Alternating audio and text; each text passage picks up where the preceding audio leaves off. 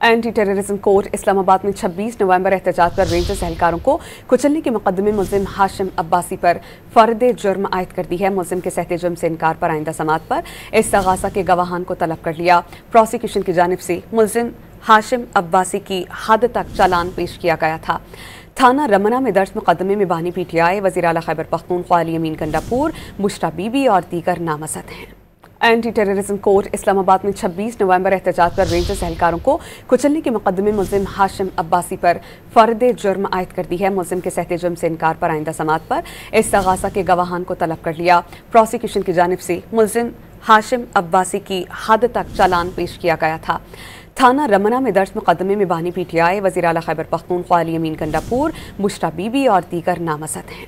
Anti terrorism court اسلام آباد میں 26 نومبر احتجاج پر رینجرز اہلکاروں کو کچلنے کے مقدمے ملزم ہاشم عباسی پر فرد جرم عائد کر دی ہے۔ ملزم کے صحت جرم سے انکار پر آئندہ سماعت پر استغاثہ کے گواہان کو طلب کر لیا۔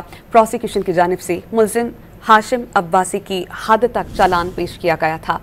تھانہ رمنہ میں درج مقدمے میں بانی پی ٹی آئی، وزیر اعلیٰ خیبر پختونخوا علی امین گنڈاپور، مشرا بی بی اور دیگر نامزد ہیں۔